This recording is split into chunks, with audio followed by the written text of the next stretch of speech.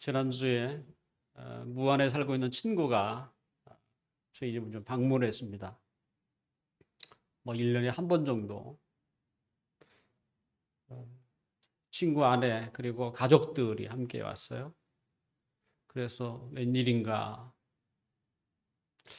휴가 중에 잠깐 들렀는가 생각을 했더니 잘 알고 있는 지인이 식당을 이 근처에 오픈한다고 해서 저희 집을 찾아온 거예요. 그래서 집에서 하룻밤을 자고 오픈하는 식당에 함께 갔습니다. 식당 주소를 좀 가르쳐줘서 그곳으로 향했고 상호도 맞고 해서 기다렸습니다. 그런데 조금 시간이 지나도 잘 오지 않아서 제가 전화를 했더니 이미 도착했다는 거예요. 알고 보니 그 친구가 저에게 주소를 잘못 가르쳐 준 것입니다. 그래서 내비로 다시 주소를 찍고 가려고 봤더니 정반대의 길. 지금까지 온 거리만큼 돌아가야만 했습니다. 우리가 인생을 살다 보면 길을 잘못 들어서 돌아가야 하는 일들이 종종 있습니다. 제가 겪은 것도 이제 그 중에 하나입니다. 분명 방향이 때로는 목적이 잘못되었다면 생각할 여지가 없어요. 빨리 돌아가야 합니다. 하지만 바른 길인 걸 분명히 알고도 그 길을 가지 아니하고 돌아서는 자가 있다면 그것은 어리석은 것입니다.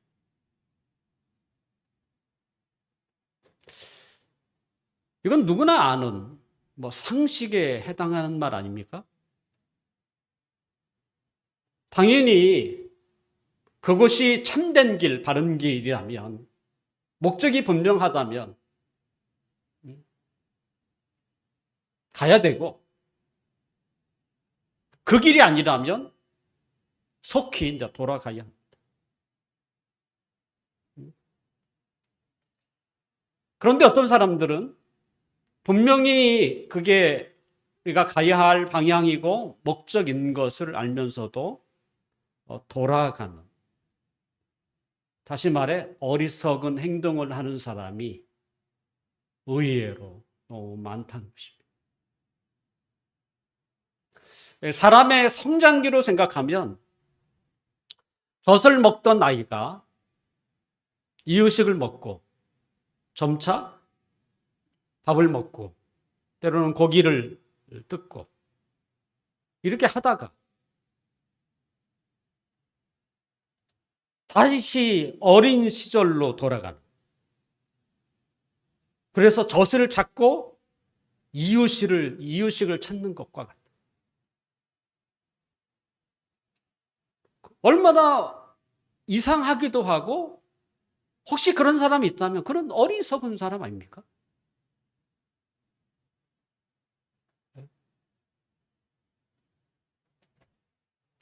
누구 이야기인지 아십니까? 갈라디아 지역의 교회에 다니는 신자 이야기입니다.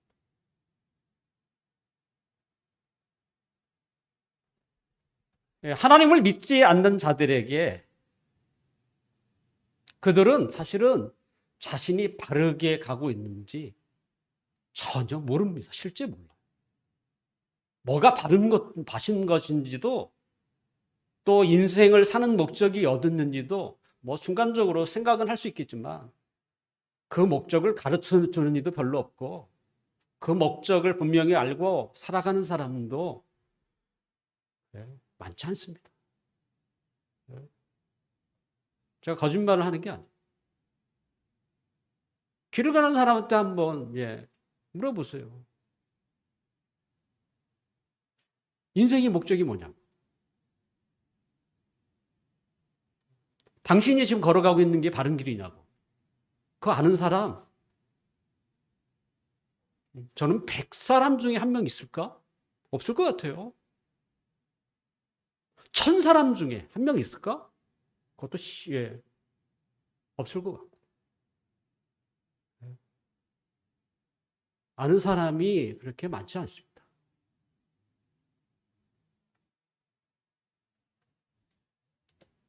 그렇기 때문에 그들은 인생이라는 길을 가다가도 언제든지 어떻게 방향을 틀어요. 때로는 옆으로 가기도 하고 또는 돌아가기도 합니다. 자신이 분명히 가야 할 목적지를 몰라요, 사실은. 그러니까 언제든지 이렇게 가기도 해보고 저렇게 가기도 해보고 이렇게 해도 막 하는 거야.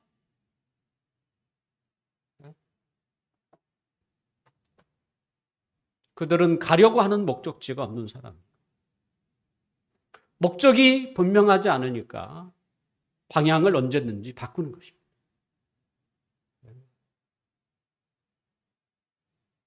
하지만 신자는 좀 다르죠. 신자에게는 과거와 시간적인 게 아니라 과거와 현재라는 사건이 존재해요. 과거의 삶과 현재의 삶에 어떤 극적인 변화가 있었던 사람이죠.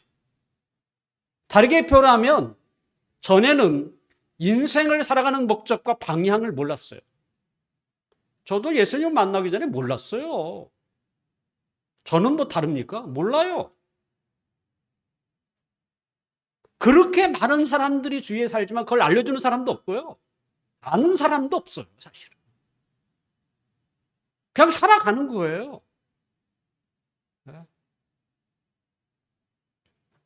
하지만 어느 순간 우리가 그 살아가는 삶의 목적과 방향을 알게 된 거예요. 그게 신자예요.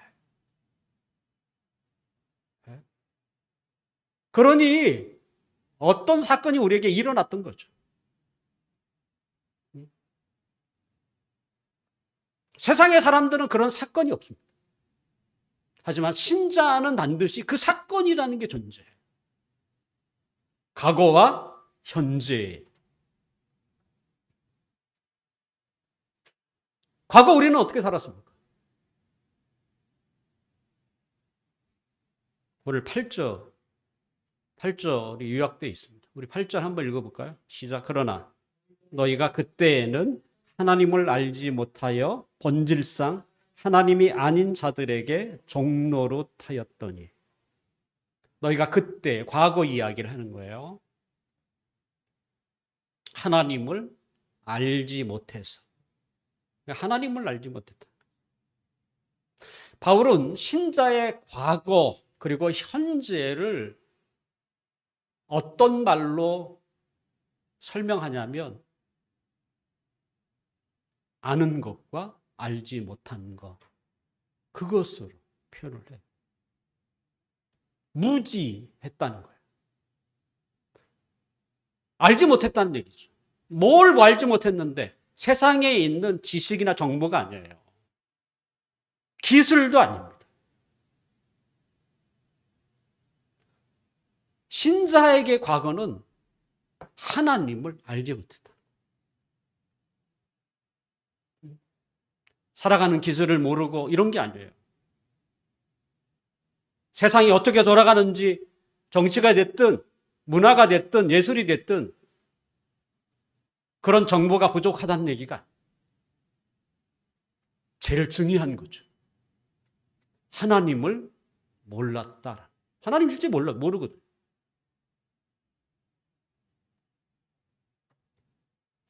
그러면 세상 사람들이 신의 존재를 다 부인하는가? 그렇지 않습니다. 세상 사람이라고 해서, 그죠? 신이 없다, 이렇게 살아가는 사람도 많이 없습니다. 대부분은 신의 존재를 인정해요. 하나님은 이 세상과 우주 만물을 통해서 자신이 있다는 것을, 자신이 존재하고 있다는 것을 간접적으로 나타내셨습니다. 그래서 우리가 너무나 웅장하고 너무나 아름다운 것을 보거나 느꼈을 때는 이건 신이 있는 것 같아. 이런 걸 우리가 고백을 해요. 저는 중국에 가보긴 했지, 사실은. 예. 중국에 가면 이제 협곡을 한번 보라는 거 아닙니까? 협곡을 보면 이건 뭐 이게 신이 있다는 것을 다 인정할 수밖에 없을 만큼 너무나 신비롭대.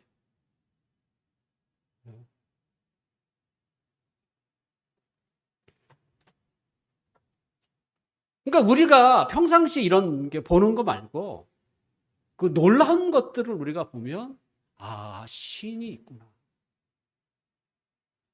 이런 것을 우리가 많이들 인정하게 되죠. 특히 과학자들은 어떻게 합니까? 검증하고 관찰하고 분석하는 사람들 아닙니까? 그 사람들은 신의 존재에 대해서 대부분이 부인하지 않을까 이렇게 생각하지만 기초과학을 다루는 사람들이나 때로는 천체학자, 그러니까 우주죠, 우주. 우주를 연구하는 분들 중에는 많은 사람이 연구하다가 신의 존재를 인정하는 사람이 정말 많다고 합니다.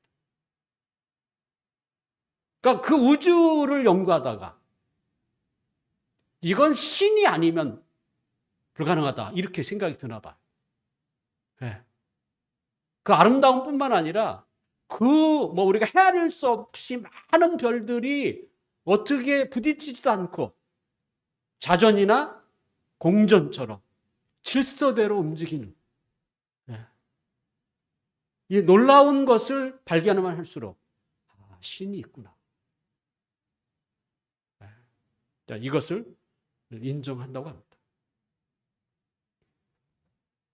분명 이 세상의 대부분의 사람들도 신의 존재를 대부분은 인정합니다. 하지만 그 신이 어떤 분인지에 대해서는 몰라요. 신이 있다는 것을 어느 정도 인정하지만 그 신이 어떤 분인가 이거에 대해서는 알 길이 없어요. 인간은 본인 스스로도 자신이 연약하기 때문에 신을 찾고자 하는 마음이 있습니다. 모든 인간이 다 똑같습니다.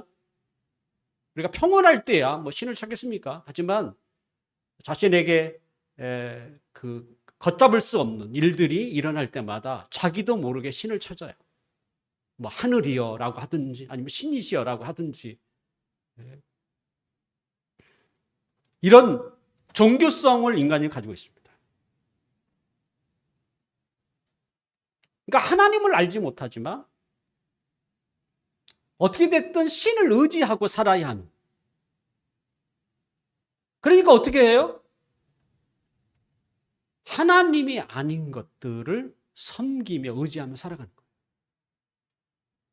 그래서 이 세상에 다양한 종교들이 많은 거예요.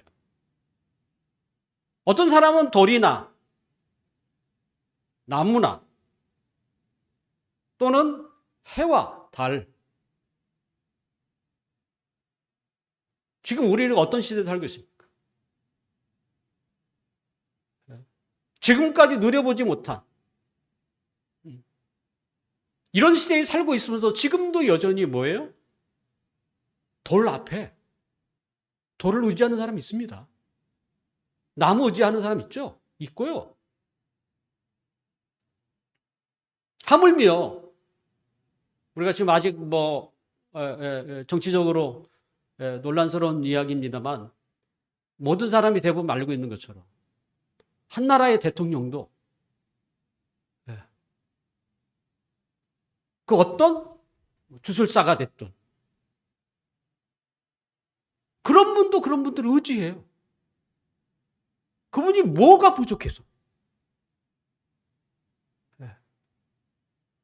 결과적으로 인간은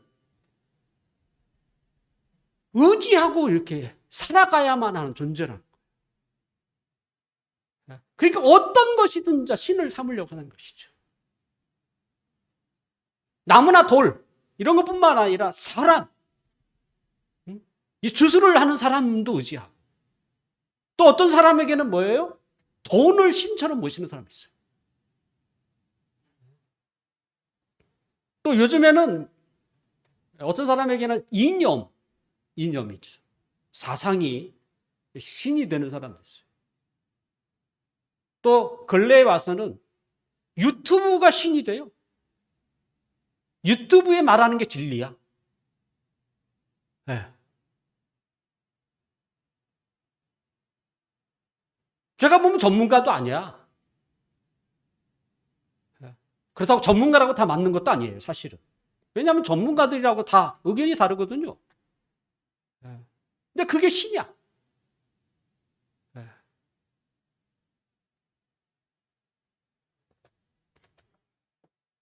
하나님이 아닌 것들을 신으로 섬기며 살아갈 때는 그 삶이 어떤 삶이냐를 바울은 뭐라고 하냐면 종노릇이라고 표현했어요. 종노.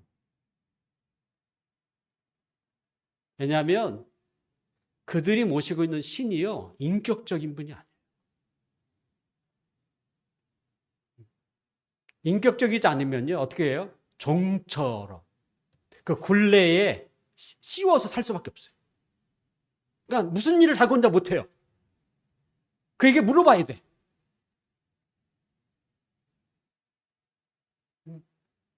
이건 공부를 못한 사람, 잘한 사람 의미가 없어요. 하물며 한 나라의 대통령도 뭐예요? 물어보고 일을 진행했다는 거 아닙니까?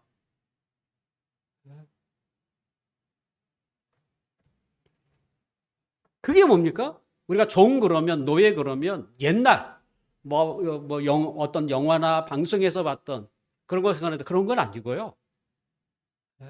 하지만 종과 크게 다르지 않는 뭔가 있죠. 어떻게 끌려서 살아가는 거죠. 어떤 통제에 따라 살게 되는 거죠. 종은 늘 어떻게 해요? 주인의 관리 아래 살아가는 사람이에요. 통제 아래 살아가는 거예요. 사실은. 종이 힘들고 이런 걸 얘기하는 게 아니고 늘 어떻게 해요? 그 통제와 관리라고 하는 처벌에서 살고 있는 것이죠. 거기에는 자유가 없고요. 거기에는 삶의 풍성함과 아름다움이 존재하죠. 늘 거기에 그냥 끌려서 다닐 수밖에 없어요. 혹시 신이 노여워할까 봐 1년에 몇 번씩 가서 어떻게 해요? 헌금이라고 해야 되나? 시주도 해야 되고. 왜 그래요? 혹시 신이 노여워할까 봐. 그러니까 신을 달래야 돼.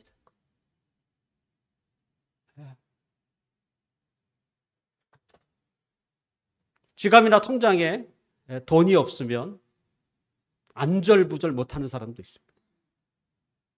그에게는 사실 돈이 신인 거예요. 어떻게든 돈을 채워야만 그제야 편안한 잠을 자게 돼요.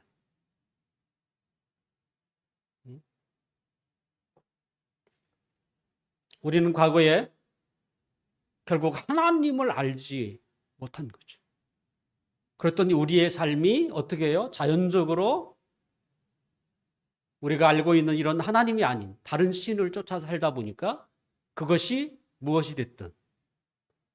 근데 그 삶이 뭐냐면 종노릇하는 것 같아요. 늘 감시하래, 통제하래, 관리하래. 살 수밖에 없는 삶을 살아왔다는 것이죠. 그런데 우리에게 어떤 일이 생겼습니까? 놀라운 일이 생긴 것이죠. 그 변화는 뭡니까? 그런 종노릇하는 데서 해방된 날이죠. 비로소 좋은 신, 인격적인 시인의 존재를 알게 되는. 바울은 오늘 9절 상반절을 함께 볼까요? 9절. 우리 한번 읽어봅시다. 이제는 너희가 하나님을 알 뿐만 아니라 더욱이 하나님이 아신 바 되었거늘. 여기까지 읽읍시다. 이제는 현재잖아. 과거에 너희가 이전에는 그렇게 살았다는 거예요. 하지만 이제 너희가 하나님을 알 뿐만 아니라 더욱이 하나님의 아신 바 되었다. 자, 우리가 다른 것을 의지하면서 살았던 우리의 삶이 변화가 찾아왔는데 그 변화가 뭐냐? 다른 게 아니에요. 우리가 의지하고 했던 그 신을 알게 된 거예요. 하나님을 알게 된 거죠. 제대로 된 신이죠. 우리의 삶을 자유롭게 하고 풍성하게 만들 수 있는 신인 거야. 매우 인격적인 신. 그 하나님을 알게 되었다 이게. 결국 신자의 과거와 현재의 차이점은 하나입니다. 하나예요. 하나님을 아느냐 모르는. 그 차이입니다. 세상의 사람들은 뭐예요? 저마다 신을 모시고 살아요. 단지 우리와 다른 것은 그들은 하나님이 아닌 다른 신을 섬기는 거고 우리는 성경을 통해서 하나님을 알고 섬기게 된 거예요. 그들은 하나님을 모르는 자고 우리는 하나님을 아는 자가 된 것입니다. 왜 하나님을 아는 게 중요할까요?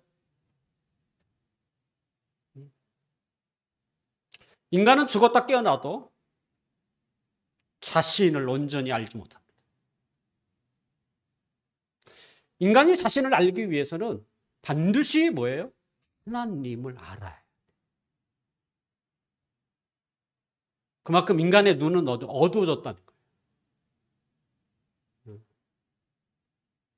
우리가 하나님을 알게 될 때 비로소 우리의 진짜 모습을 우리는 알게 됩니다. 그래서 그 모습이 뭐겠어요? 우리가 얼마나 흉악한 죄인인가. 세상 사람들은 자신이 흉악한 죄인이라는 것을 인정 안 합니다. 그런데 누가 인정해요? 하나님을 아는 자는 인정해요. 그 다음에 세상 사람들은 자신이 얼마나 교만한지 잘 몰라요. 도리어 뭐예요? 그걸 부추겨요. 자기를 더 드러내라고 얘기해요. 자기를 뽐내려고 하는 거야. 그런데 우리가 하나님을 알고 나서 자기를 감추고 한마디로 겸손이죠. 왜냐하면 우리가 얼마나 교만한지를 우리가 하나님을 알게 되니까 알게 된 거예요.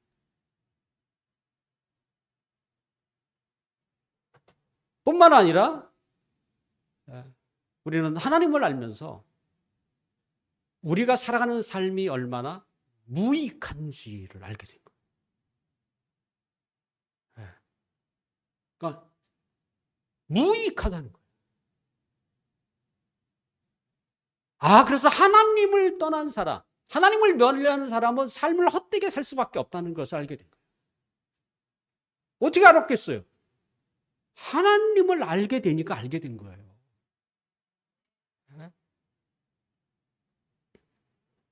그래서 우리가 복음을 통해서 하나님의 우리에게 주시려고 하는 그게 뭡니까? 영생이라고 얘기하죠.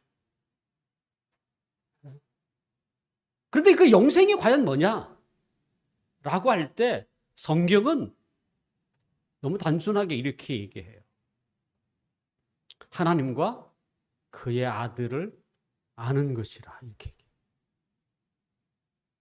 요한복음 17장 3절에 보면 영생은 곧 유일하신 참 하나님과 그가 보내신 자 예수 그리스도를 아는 것이다.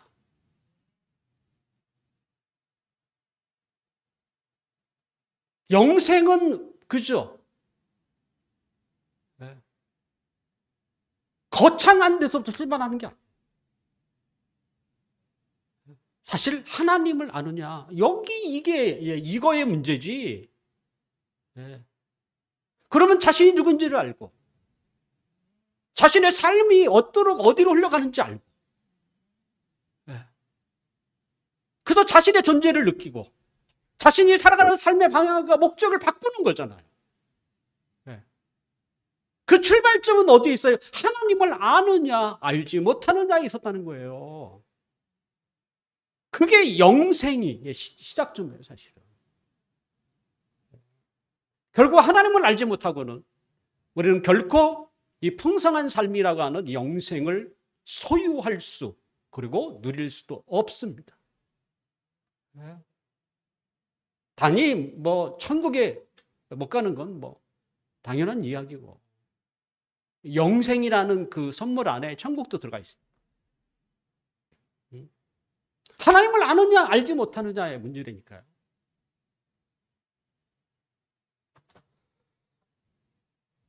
어떤 사람은 설교나 가르침에 대해서 회의적인 사람이 있습니다. 백날 설교 잘 듣고 가르친다고 사람이 변화하느냐?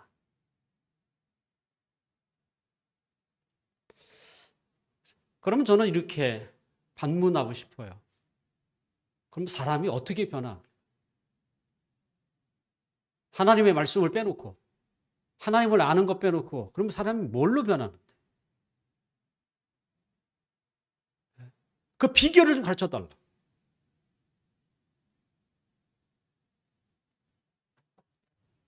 사람들은 자신이 오래전에 한때 한국교회의 부문이 되었던 부흥회를 떠올리며 사람의 변화는 하늘에서 불이 떨어져야 변화한다고 생각하는 사람도 있습니다.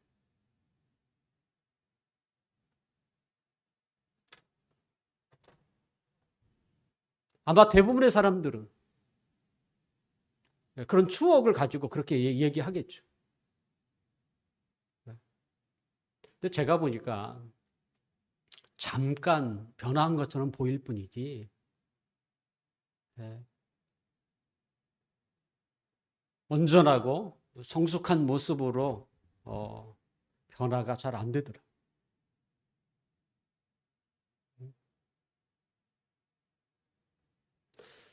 우리가 성경을 통해서 하나님을 배우면서 그러니까 하나님을 알아가면서 변화가 없는 이유는 하나님을 제대로 알지 못하기 때문에. 너무 모르는 거예요. 배우는데도 잘 몰라. 그러니까 제대로 모르는 거예요.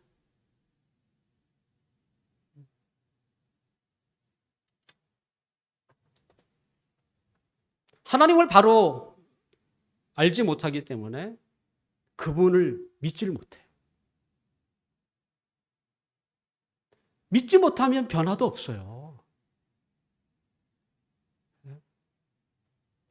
결국 하나님을 제대로 모르는 거야. 성경이 우리에게 약속하고 있는 하나님의 그 말을 안 믿어요. 누구 말대로, 그죠? 오직 의인은 믿음으로 말미암아 삽니다. 그러면 사람들은 막 좋아해요. 좋아하지만 믿지는 않아.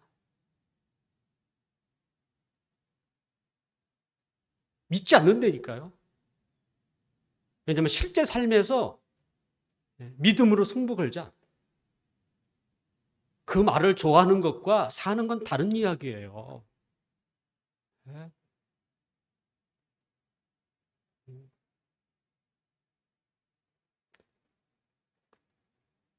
그러니까 믿지 않으면 변화가 없습니다. 왜 믿지 못하느냐?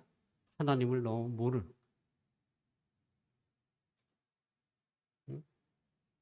북쪽 이스라엘 여로보암 왕 때에 가장 혼란스러운 시대, 하나님을 찾는 사람이 희박한 시대. 그러니 뭐 정의가 어디 있고 사랑이 어디 있겠습니까? 그때에 그 암울한 시대에 하나님의 말씀을 가지고 선포했던 선지자가 누구냐면 호세아예요. 호세아.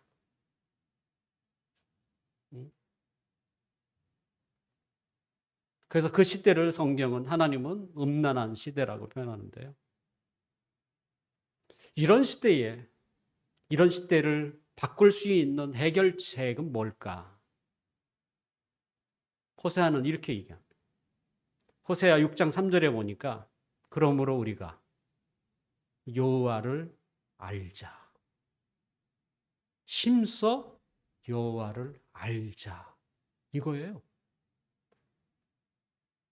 하나님이 어떤 분인가? 하나님을 알자. 하나님을 제대로 알지 못하니까 이상하게 살아가는 거야. 하나님을 제대로 아는 사람은 하나님을 두려워할 줄 알고요. 하나님의 말씀이 진짜이라고 믿고 또 그렇게 역사하시는 하나님을 사랑하고 그런 하나님을 의지하고 기뻐하는 거예요, 사실.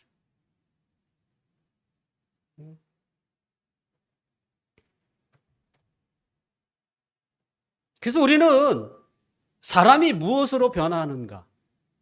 오직 하나님밖에 없어요. 하나님을 제대로 아는 것밖에 없어요. 제가 설명했잖아요. 우리 자신을 알게 된 것도 어떻게 해요? 하나님을 아니까 우리 자신이 어떤 사람인지 알게 됐다. 그러면 우리가 변화하려면 똑같아요. 하나님을 제대로 아는 것. 제대로 아는 것. 근데 너무 피상적으로 그렇게만 알려고 해. 말씀 나눈 시간을 오해합니다만 저는 여러분들 어떤 얘기를 나누는지 모르겠어요. 들은 이야기에 대해서 막 마음껏 얘기할 수 있습니다. 근데 과연 그것이 자신의 삶을 변화시킬 만한 그런 말씀으로 믿고 있느냐. 저는 그게 훨씬 더 중요하다고. 말이 유창한 게 중요한 게 아니고요.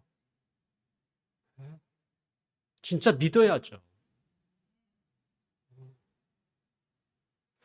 내가 말씀 나눈 시간에 무슨 말을 하려고 쓰는 게 중요한 게 아니야. 그것도 해야 되겠죠. 하지만 이건 맞아. 맞는 말이야. 이건 정말 이게 믿으면 그대로 될 것 같은 말씀. 이런 심정으로 쓰셔야죠.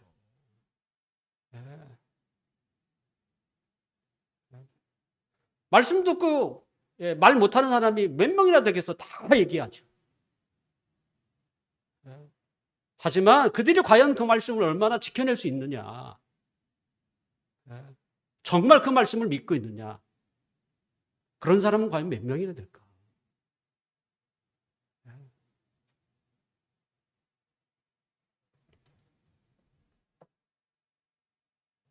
그래서 바울은 뭐라고 하냐면 이제는 너희가 하나님을 알 뿐만 아니라 더욱이 이게 중요한 말입니다.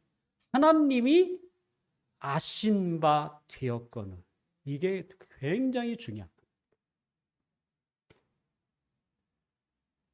우리가 하나님을 안다고 할 때 나만 알아서 되는 문제가 아니에요.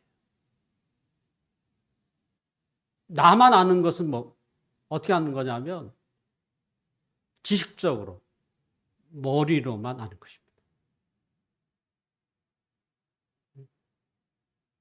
내가 하나님을 알고 하나님도 나를 알아야 진짜 아는 거예요.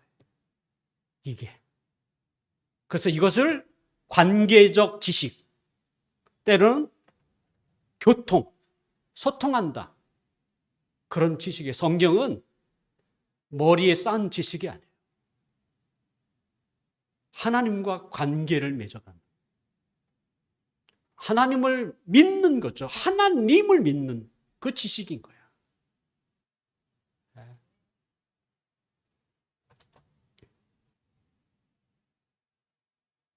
교회를 몇 년 다니면요, 웬만한 거 다 합니다.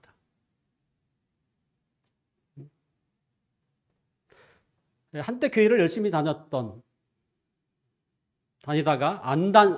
지금은 안 다니고 있는 사람. 혹시 그런 사람의 말을 들어보신 적이 있으신가요? 그 중에는 정말 깜짝 놀랄 사람도 있죠. 뭔 성경을 이렇게 많이 알고 있지? 거의 전도사 수준이야?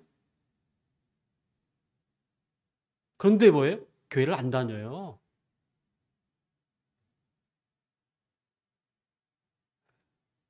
하나님과 무관한 지식인 거예요.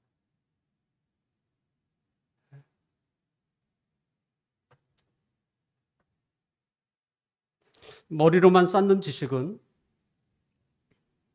변화를 가져올 수 없습니다. 그것은 행함이 없는 믿음과 똑같습니다. 그래서 저는 여러분의 말만 듣지 않습니다. 과연 그분의 중심이 어디 있는지, 또는 그들의 삶이 어떠한지, 그걸 유심히 제가 봐요.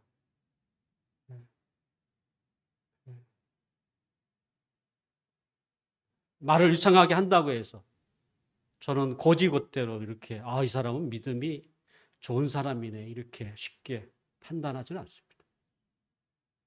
왜냐하면 저 자신도 많이 이와 같은 과정들을 다 겪었기 때문에 알아요.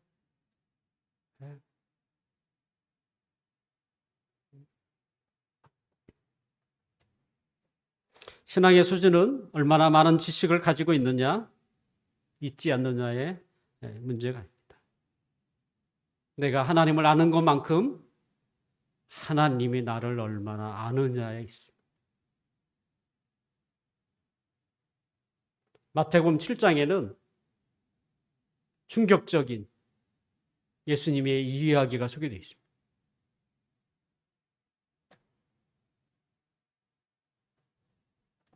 거기에 사람들이 등장합니다. 놀랍게도 그들은 탁월한 사람인 것 같아요. 설교하는 사람이 있고, 탁월한 능력을 행하는 사람이 있고. 그러니까 지금으로 얘기하면 뭐 기도하면 병도 낫고, 권능을 베푸는 사람들. 그들이 하나님 앞에 갔어요. 근데 하나님이 그들을 몰라요. 그들은 지금까지 하나님의 이름으로 설교도 하고 하나님의 이름 뭐 기적도 행하고 권능도 행했는데 정작 하나님이 그들을 모른다니까요.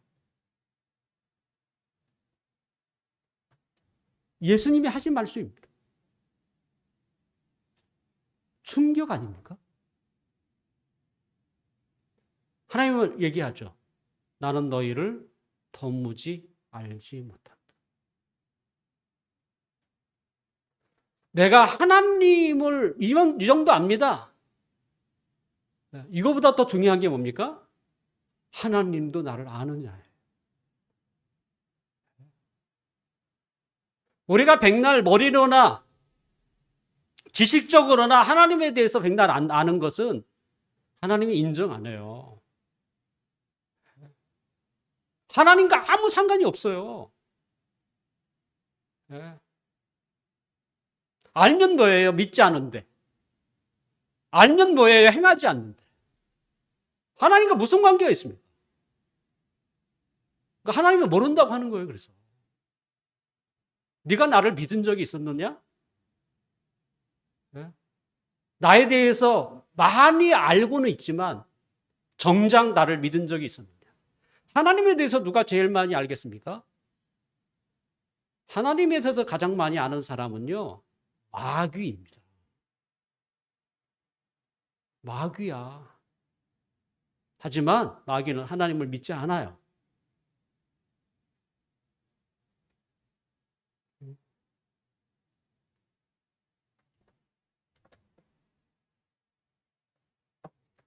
갈라디아 지역의 신자들은 그들은 하나님을 알았고요. 또 어떻게 해요? 하나님께서도 그들을 아신 바 되었어요. 그러면 그들은 누굽니까? 진짜 신자였습니다. 이게 진짜 신자예요. 그러니까 우리가 하나님을 우리가 섬기고 믿으면서 최소한 하나님이 나에게 말씀하시는 거 있잖아요. 자주는 아니어도 너는 내 아들이야. 네. 내가 너 얼마나 힘들게 사는지 내가 알아. 이게 그렇게 중요한 거예요. 하나님이 안다는 말이 그렇게 중요한 거예요. 네. 근데 그런 것을 체험하지 없는 사람은 정말로 하나님 앞에 진지하게 나가셔야 돼요. 네. 나만 하나님이 알 수 있었다는 거예요. 하나님은 전혀 나를 모르는데.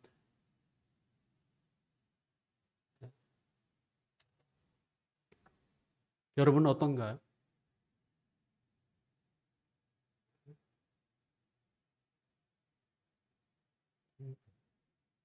여러분이 하나님을 알고 하나님도 여러분을 알기를 원합니다. 그게 진짜입니다. 그게 진짜. 저에게 늘 바라는 이렇게 희망이 있다면 뭐 빈자리가 채워지는 것도 뭐 좋을 수 있지만 저는 그거보다도 우리 교회 다니는 사람들이 다 구원받았으면 좋겠다. 이게 제일 커요, 실제. 정말 그게 실제 큽니다. 내가 하나님을 알고 하나님도 나를 알아가는. 이게 참 구원 아닙니까? 참 신자 아닙니까?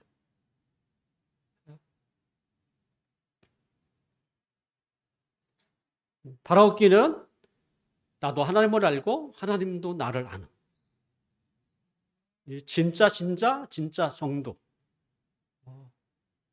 되기를 주님의 이름으로 축원합니다.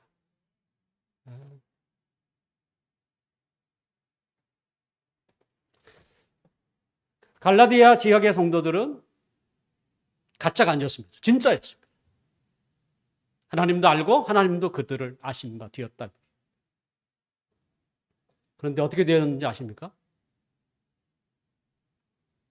아까 9절 하반절서부터 11절까지 한번 읽어볼까요? 어찌하여부터 시작. 어찌하여 다시 악하고 천박한 초돈 학문으로 돌아가서 다시 그들에게 종노릇 하려 하느냐. 너희가 날과 달과 절기와 해를 삼가 지키니 내가 너희를 위하여 수고한 것이 헛될까 두려워하노라. 바울이 말하고 싶었던 게 지금 방금 읽은 구절이에요. 이 구절이에요. 지금 세상 사람 이야기를 하는 게 아닙니다. 참 신자, 내가 하나님을 알고 하나님도 나를 아는. 근데 그들이 지금 어떻게 해요? 예전으로 돌아가려고 하고 있는 거예요. 바른 길, 분명한 목적과 방향을 알았는데 과거로 돌아가려고 하고 있는 거예요. 과거에 그들은 어떻게 해요? 하나님이 아닌 것을 성명해 살았습니다.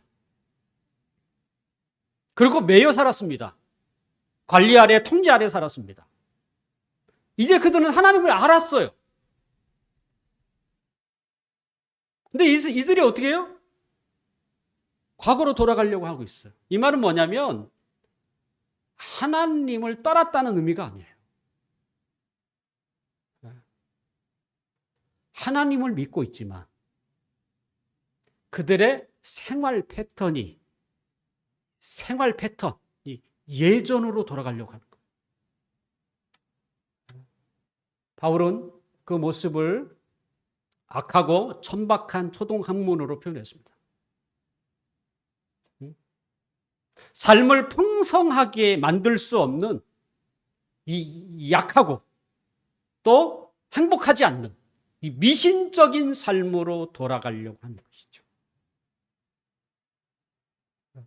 다시 얘기하면 종처럼 매여서 살고 싶어요. 그러니까 하나님을 떠난 게 아니에요. 여전히 교회를 다녀요. 네. 그런데 옛날 살아갔던 삶의 스타일을 돌아가려고 하는 거예요. 네. 누군가로부터 관리받고 누군가로부터 통제받고 이런 생활 패턴으로 돌아가려고 하는 거예요. 그것이 구체적으로 어떻게 나타났습니까? 하나님을 섬기면서 10절. 그것은 종교적인 의식을 통해서 종교적인 의식을 어떻게 해요? 통해서 행위에 집착하는 거였어요. 예전에 그렇게 살았거든요. 이 10절에 날은 안식일을 이야기하고요. 달은 월삭을 이야기하고 절기는 이스라엘의 3대 절기인 유월절과 맥추절과 수장절을 이야기하고 이 해는 신년을 이야기합니다. 한마디로 종교적 의식이었어요.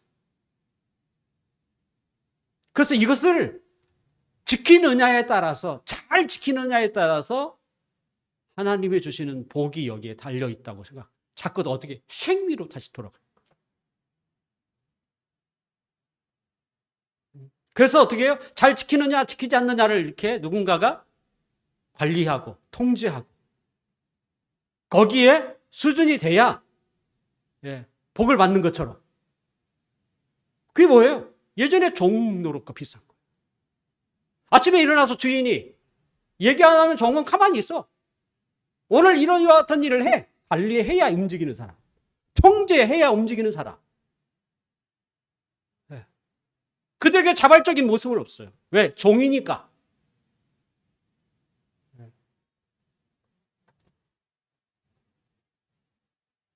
한국 교회에 언제부턴가 이상한 것이 나타났습니다.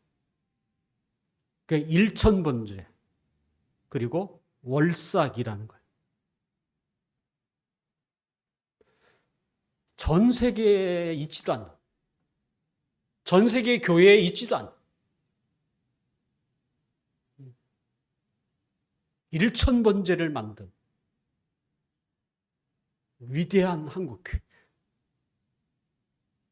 일천번제를 왜 만들었습니까? 솔로몬이 1000마리의 번제를 드려서 복을 받았다는 거. 그래서 1000번제를 드리면 억수로 복을 많이 받겠다고 하는 행위예요. 그래서 1000번제야. 어떻게든. 그래서 조급한 사람은 뭐예요? 매일 1000번제를 드려요. 왜냐하면 1000번을 빨리 채워야 되니까.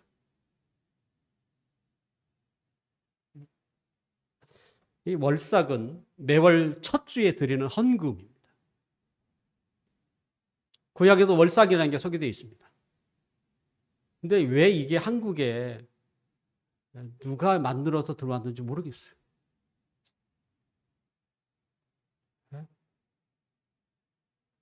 일천번제나 월삭이든 다 뭐예요? 종교적인 의식을 통해서 행위를 측정해서 다 복을 받기 위한 전 복채가 아닌가 생각합니다.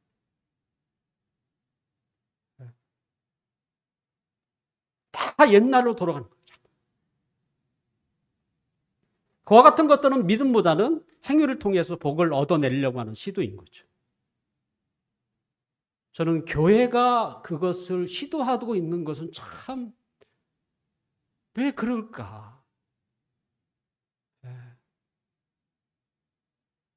근데 그것이 갈라디아 지역의 교회였다니까요. 굳이 지키지도 않을 날과 달과 절기와 해를 왜 지킵니까? 결국 그런 걸 통해서 어떻게 행위를 강조하고 행위를 통해서 사람들에게 하나님께 복을 받으려고 하는 바울이 염려하는 게 그거예요. 지금 자신이 지금까지 모든 수고가 한순간에 헛되게 될까 봐 마지막 11절이 그렇게 되어 있는 거 아닙니까? 내가 너희들을 위하여 얼마나 눈물을 쏟으며 그렇게 가르쳤건만 너희가 한순간에 다 헛수고로 만들 거야. 믿음을 그렇게 강조했더니 믿음을 떠나 다시 행위로 돌아가는. 믿음으로 복을 받는다는 것을 이제는 행위를 가지고 복을 받으려고 하는.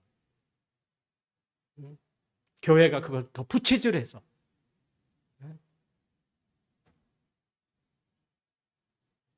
그걸 염려하고 있는 거예요. 어린 아기는 통제가 필요합니다. 끊임없는 관리도 필요하죠. 차 조심해라 에서부터. 저희 손자에게 요즘 엄마가 그걸 가르치는데요. 낯선 사람이 맛있는 거 사줄게 같이 가자 그러면 싫어요 하라고. 네. 진짜 싫어요 하더라고. 네. 왜요? 그게 필요한 시기예요. 잘 모르니까 관리가 통제가 필요한 것이죠. 그리고 나이를 먹고 시간이 자라 성인이 되면 점점 성인이 될 때 가까우면 관리와 통제는 어떻게 돼요? 점점 줄어야 하는 거예요. 사실은. 굳이 그게 필요 없는 거죠. 스스로 해야 하는 것이죠. 성인이 되었음에도 불구하고 여전히 통제와 관리가 필요하다면 그건 굉장히 걱정스러운 상태인 것입니다.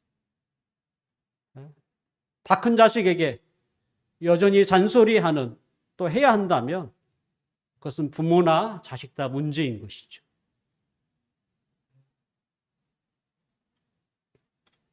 바울은 고린도전서 13장 11절에 너무나 당연한 이야기를 우리에게 이야기합니다. 어렸을 때에는 말하는 것이나 깨닫는 것이 어린 나이와 같다가 장성한 사람이 되어서는 어린 나이의 일을 버렸노라. 당연한 거 아닙니까? 버려야죠. 근데 문제는 안 버린다는 거예요. 다시 돌아가려고 하는 거예요. 교회나 성도들이 잘 자라지 않는 것은 다른 게 아닙니다. 어린 아이의 일을 버리지 못하는 것입니다.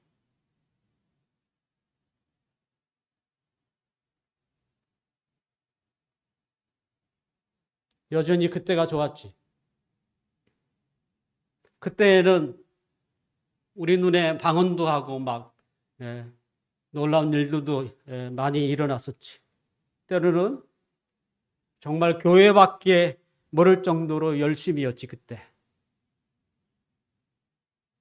우리가 신앙생활의 과거에 그와 같은 것들을 떠올리는 것은 우리가 나쁘지는 않겠지만 그렇다고 해서 그때로 돌아가는 것은 여전히 어린아이로 돌아가겠다는 것밖에 없습니다.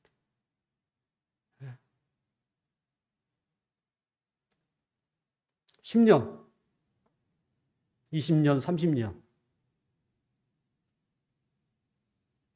그동안 들은 설교만 해도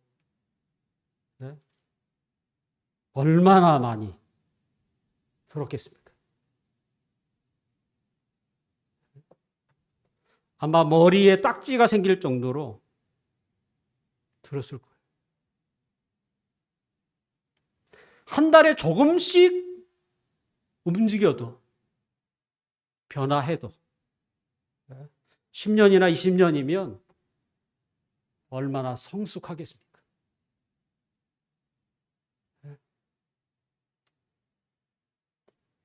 자라지 않는 사람의 특징이 있습니다. 라떼 예전이 좋았지. 과거를 좋다고 하는 사람은 안 자라는 사람.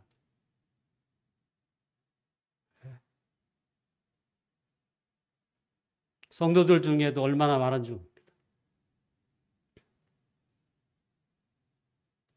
또는 다 남 탓을 하는 거예요.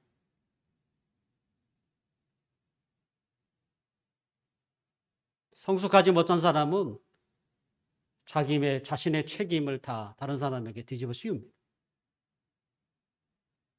다 남 탓인 거죠.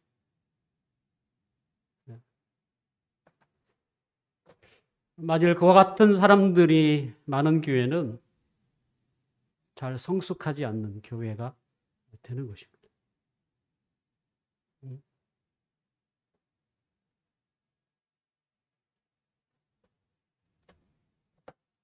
사도 바울이 세웠고 사도 바울이 가르쳤던 교회입니다. 그런 훌륭한 그 목회자 아래서 설교자 아래서 세워진 교회라고 할지라도 어린아이로 돌아가는 순간 그의 수고는 한순간에 다 물거품이 되는 거예요. 사랑하는 성도 여러분,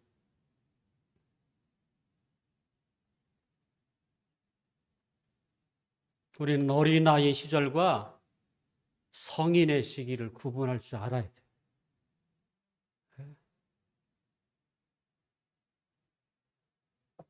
어린아이는 부모가 준 젖이나 이유식만을 요구합니다.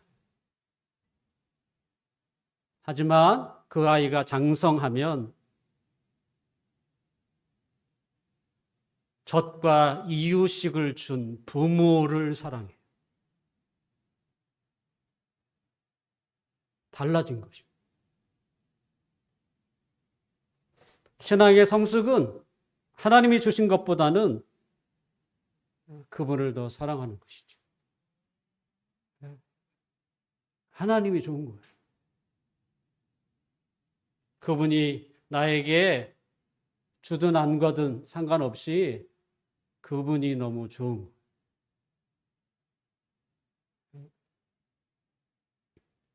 이 30년 신앙생활을 했다는 것보다 또 과거의 화려한 신앙의 경력보다 더 중요한 것은 신앙의 성숙입니다.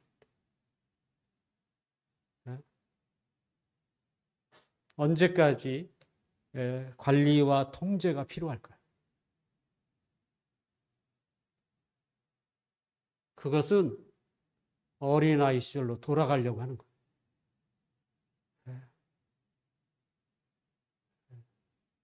그게 정상이 아니에요. 관리와 통제는 이제 막 교회에 나오는 사람이 그들에게 필요한 거예요. 사실은.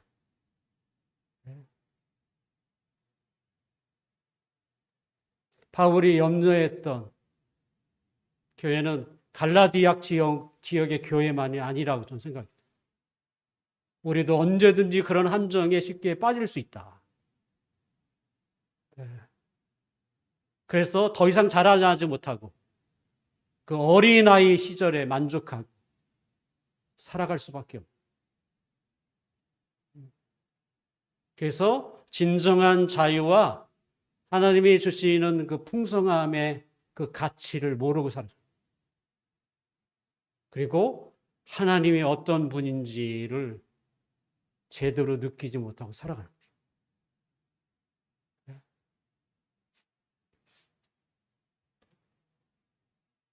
우리 교회는 그런 우를 범하지 않았으면 좋겠어요.